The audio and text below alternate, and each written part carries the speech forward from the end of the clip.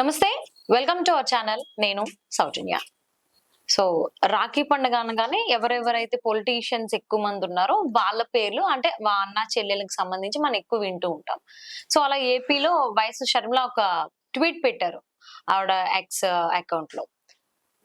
ఎవరైతే నా జీవితంలో రాజకీయాల్లో వెన్నుదన్నుగా ఉన్నారో వాళ్ళందరికీ కూడా అన్నదమ్ములకి రాఖీ పండుగ శుభాకాంక్షలు అని. కానీ తోడబుట్టినటువంటి అన్నయ్య ఎవరైతే ఉన్నారో జగన్, ఆయన గురించి అయితే ప్రస్తావన రాలేదు. సో అందులో కామెంట్స్ లో అన్నకు రాఖీ కట్టండి, లేకపోతే పాతది ఎప్పుడైతే ఫోటో ఉంటుందో రాఖీ కట్టింది వీళ్ళిద్దరిది, సో దానికి సంబంధించిన ఫొటోస్ కామెంట్ చేయడం ఇలా మనం చూస్తూ ఉన్నాం. మరి అంశానికి సంబంధించి వారి అభిప్రాయాన్ని మనతో పంచుకోవడానికి ఈ రోజు మనతో పాటు ఉన్నారు సీనియర్ జర్నలిస్ట్ జగదేవ్ ఉన్నారు. వారితో మాట్లాడదాం. నమస్తే అండి. నమస్తే. సో రాఖీ పండుగకు సంబంధించి సెలబ్రిటీస్ గానీ పొలిటీషియన్స్ గానీ ట్వీట్స్ పెట్టడం కామన్. బట్ కొన్ని ట్వీట్స్ చాలా వైరల్ అవుతాయి. సో అందులో వైఎస్ షర్మిల పెట్టినటువంటి ట్వీట్ ఏదైతే ఉందో అది బాగా వైరల్ అవుతుంది ఇప్పుడు. సో ఆవిడ అంటే ఎవరైతే నా రాజకీయ జీవితంలో నా జీవితంలో తోడుగా ఎవరెవరైతే ఉన్నారో వైఎస్ఆర్ బంధంతో అని పెట్టడం జరిగింది లైన్. సో ఆ వైఎస్ఆర్ బంధంతో ఎవరైతే నాకు తోడుగా ఉన్నారో వెండిదన్నుగా ఉన్నారో వారందరికీ కూడా అన్నదమ్ములకి రాఖీ పండుగ శుభాకాంక్షలు అని అన్నారు. కానీ జగన్మోహన్ రెడ్డికి సంబంధించి అయితే ఎటువంటి పోస్టు రాలేదు వైఎస్ షర్మిల దగ్గర నుంచి. సో దానికేమో కింద కామెంట్స్ ఇందాక నేను అన్నట్టు అన్నకు రాఖీ కట్టండి అనో, లేకపోతే పాతది కట్టినటువంటి రాఖీ ఫోటో ఏదైతే ఉందో వీళ్ళిద్దరు కలిసి ఉన్నది పోస్ట్ పెట్టారు, కామెంట్స్ చేశారు. సో దీని గురించి మీరు ఏమంటారు? ఏ విధంగా మీ అభిప్రాయం ఏంటి దీనికి సంబంధించి? ఇప్పుడు ఆవిడ పూర్తి స్థాయి రాజకీయ నాయకురాలుగా అవతరించారని నాకు అర్థమవుతుంది. పూర్తిగా రాజకీయ నాయకురాలుగా మారిపోయినటువంటి షర్మిల గారు రాజశేఖర రెడ్డి గారి తనయ్యగా ఆ స్టేచర్ ఉంది ఆమెకి. అయితే మీరు ఇప్పుడు అన్నట్టు అందరికీ విషెస్ చెప్పారు, శుభాకాంక్షలు తెలియజేశారు, బట్ అన్నయ్యకి ఏం చెప్పలేదు అన్నట్టుగా కొంతమంది కామెంట్స్ చేశారు అన్నారు. ఆవిడ అందుకే పూర్తి స్థాయి రాజకీయ నాయకురాలు ఎందుకనంటే రాజశేఖర రెడ్డి గారితో ఉన్న బంధం ఎవరున్నారో వాళ్ళందరూ. అంటే ఇక్కడ ఒకటి తోడబుట్టిన వాడు అవ్వచ్చు, ఆయన అభిమానులు అవ్వచ్చు, కాంగ్రెస్ పార్టీ కార్యకర్తలు అవ్వచ్చు. రాజశేఖర రెడ్డి గారు కాంగ్రెస్ పార్టీ తరఫున 2 సార్లు ముఖ్యమంత్రి అయిన లీడర్. సో ఆ రిలేషన్స్ తో ఉన్న వాళ్ళందరూ నాకు తోబుట్టువులు అని చెప్పి చాలా లౌక్యంగా పెట్టారు ఆవిడ. అదే తెలివంటే. ఓకే. బట్ ఒక్క 2 days బ్యాక్ వెళ్తే, వన్ డే బ్యాక్ వెళ్తే జగన్మోహన్ రెడ్డి గారు ఒక ట్వీట్ చేశారు. నా ప్రియమైన అక్కా చెల్లెలందరూ కూడా వాళ్ళు సామాజికంగా, ఆర్థికంగా, మానసికంగా దృఢంగా ఉండేవాళ్ళు, వాళ్ళకి నేను ఎప్పుడు అండగా ఉంటాను నా చెల్లెలకి అక్క చెల్లెలకి అన్నట్టుగా ఒక స్టేట్మెంట్ ఇచ్చారు.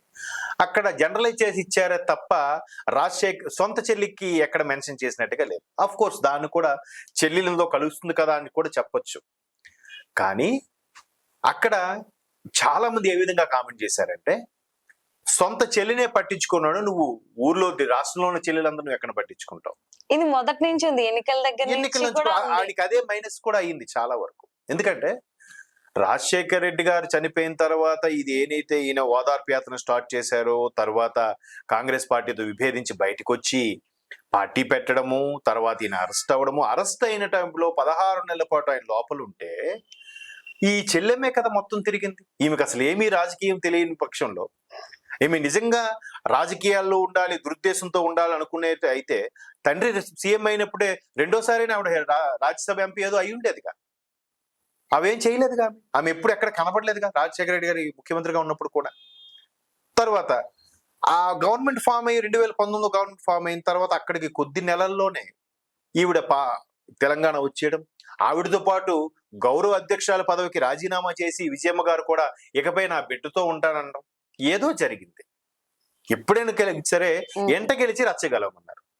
ఇంకొక చెల్లెమ్మ డాక్టర్ సునీత కూడా కొంగు చాటి అడిగిన, అన్నా నాకు న్యాయం చెయ్యు, నా తండ్రిని చంపే వాళ్ళు కనీసం శిక్ష పడేలా చెయ్యు, గవర్నమెంట్ మీదేగా. ఇప్పుడు ఎవడో కార్యకర్త చెయ్యి నరికేశారంటేనే ఢిల్లీ వరకు వెళ్ళారు కదా మీరు. ఢిల్లీ వరకు వెళ్ళి మీరు అంతగా ధర్నాలు చేసే మీరు చిన్నాన్న చనిపోతే ఎక్కడ ధర్నా చేశారు? ఎక్కడ నిరసన తెలియజేశారు? ఎక్కడ కేసుల కోసం ఫైట్ చేశారు? లేదే.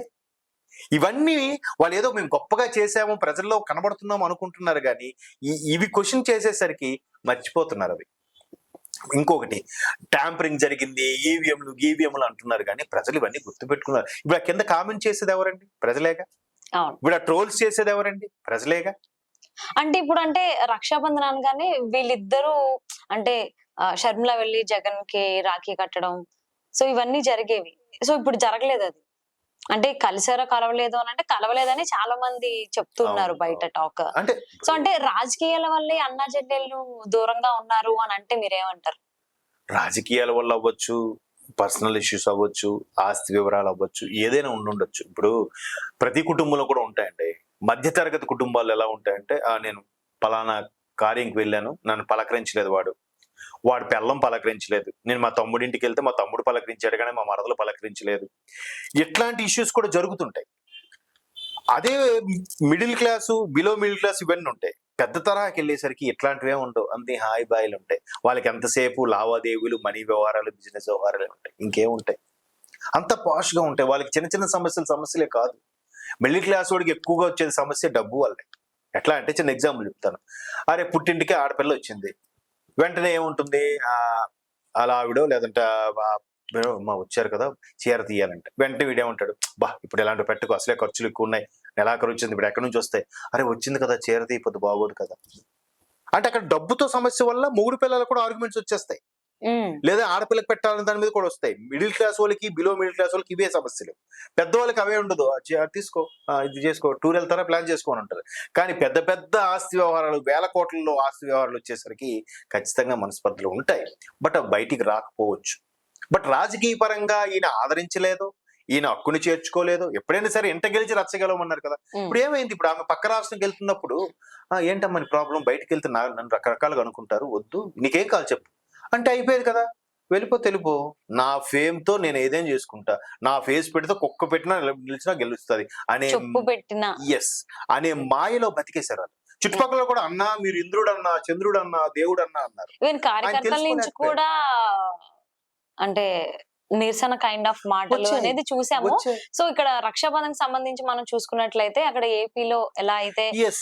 అంటే నేను Sharmila Jaganmohan Reddy coming to the point అనుకున్నామో, అదే వస్తున్నాను. ఇక్కడ తెలంగాణలో కూడా ఇంకొక ట్వీట్ మనం చూసుకోవచ్చు. హ్మ్. కేటీఆర్ గారి దగ్గర నుంచి. అవును. కవిత గారైతే పెట్టలేరు. ఎందుకంటే ఆవిడ తిహార్ జైల్‌లో ఉన్నారు కాబట్టి.